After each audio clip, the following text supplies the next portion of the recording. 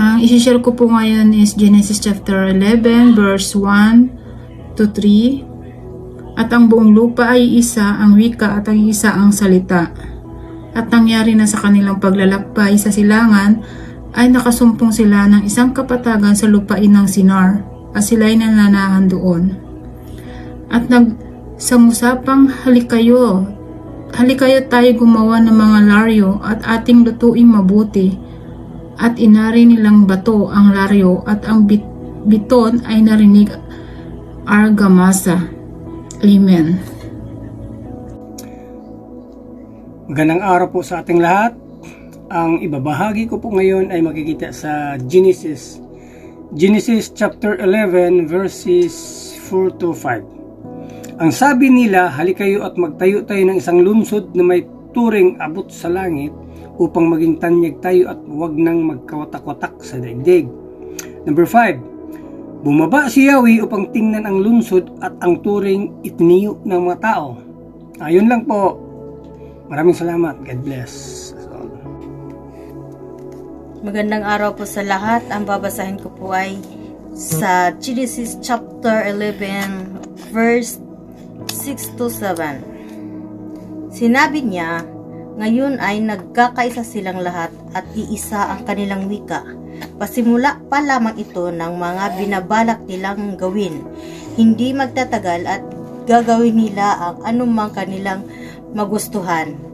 Ang mabuti, bumaba tayo at guluhin ang kanilang wika upang hindi sila magkaintindihan. Yun lang po. Genesis chapter 11, 8 to 10. Ganito ang pinagnabog sila ng Panginoon mula riyan sa ibabaw ng buong lupa at kanilang iniwan ang pagtatayo ng bayan.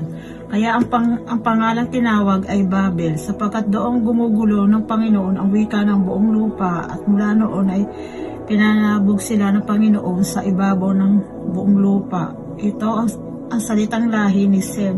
May 100 taon si Sem at naging anak si Arpasad 2 taong pagkatapos ng bahang gumunaw.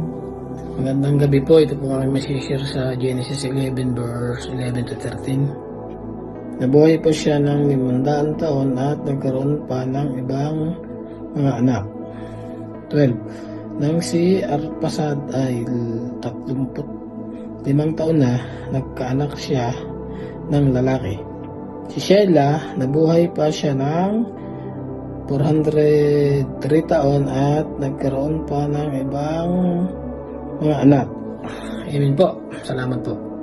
Magandang gabi po. Share ko po ngayon ay Genesis chapter 11 14 to 16. At nabuhay si Sala ng 30 taon at naging anak si Heber.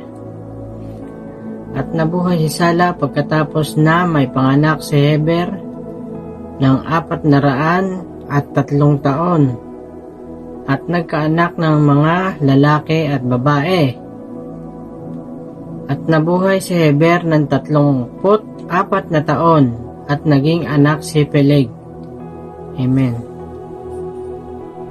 Isang mapagpalang gabi po sa ating lahat. Para po sa third week po ng ating devotion, tayo po ay nasa chapter 11 na po ng Genesis at aking pong ibabahagi sa inyo ang chapter 11 verses 17 to 19. And Eber lived after he fathered Peleg 430 years and had other sons and daughters.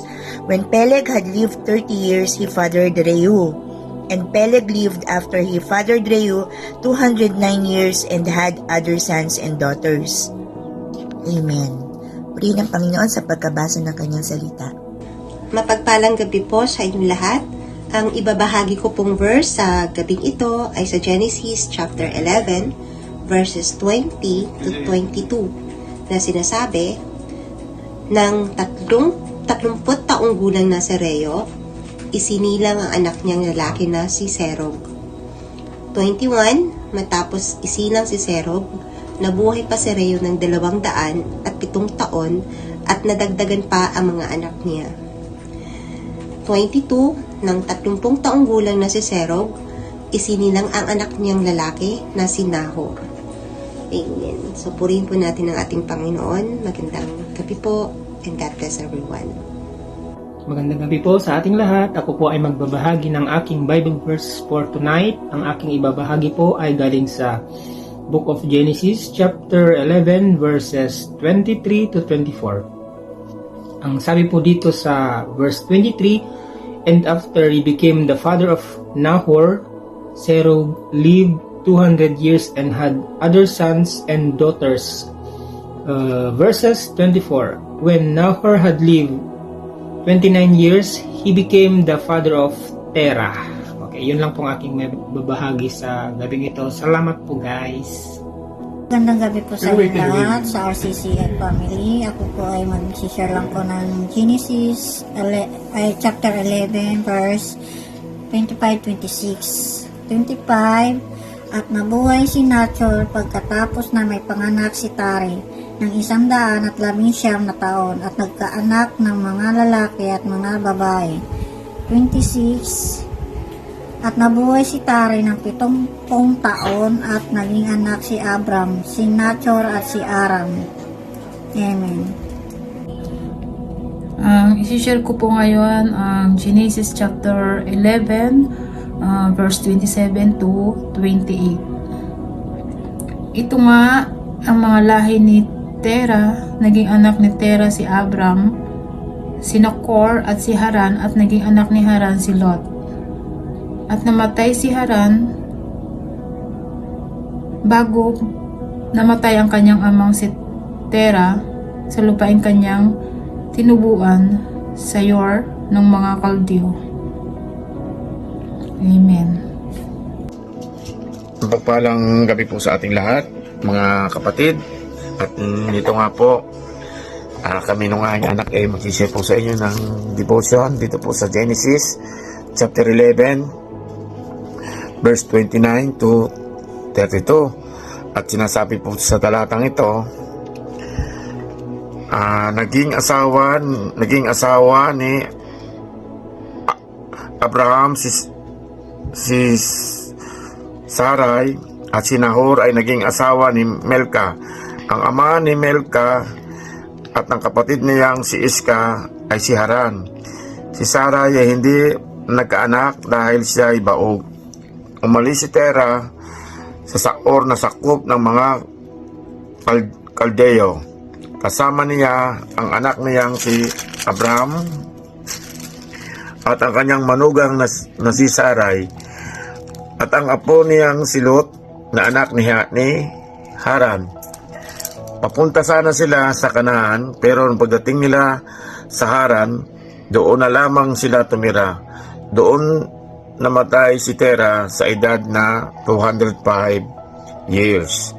Amen. Amen. Okay, alis ka na ba, Bibi? Ayun po, umalis na po yung anak ko. So, ngayon pong gabi, hindi ako po makakapagbigay po ng explanation kasi sobra pong umatake po yung sakit ng sikmura ko hanggang ngayon. Masakit pa po. Kanina nga lang po ay ako po yung nakahiga. Tinawag po ako ng asawa ko na pinuntahan ko po yung cellphone ko. Kaya po kahit po masama po yung pakiramdam ko, nagpunta po kasi pagkakataon ko na po ito para mapabalik po sa akin yung punto. Kaya ako po talaga pong nagpapasalamat po sa ating Panginoon sa kabutihan na ginagawa po sa buhay ko. Bagamat po ako talagang hanggang sa ngayon ay nakakasala pa rin po sa Kanya, ay patuloy pa rin po niya akong ginaguide at inaalalayan po. Kaya sabi ko nga po, lahat nga po tayo ay may kanya-kanyang purpose ang Panginoon. Hindi ko po alam kung ano po talagang purpose niya sa akin. Pero sa ngayon po, siya po yung aking pong pinasasalamatan. Siya po yung aking tinataas. In Jesus name po na sana mawala na po itong sakit ng sikmura ko kasi kanina po itong 5 PM hanggang ngayon po hindi pa po nawawala yung sakit. Nakikiramdam po ako kanina, sumakit po itong tapat po ng may puso ko, pero ngayon po wala na rin po. Nag-pray po na sana mawala ito kung ano man po itong nararamdaman ko. So I know naman na maayos po ang lahat. Kaya hindi muna po ako magbibigay ng konting explanation dito kasi talaga pong iba yung pakiramdam ko at kahit nga po paano kanina nakahabol pa rin po ako sa pag-aaral namin. Kaya mga kapatid, salamat sa suporta dito sa ating group na palagi kayo nandyan. At sa mga kapatiran natin sa RCCI, pagpalain tayo lahat ng Panginoon. Salamat po and God bless po. At sa atin din pong pinakapuging pastor at pinakamagandang pastora, ingat po kayo sa trabaho.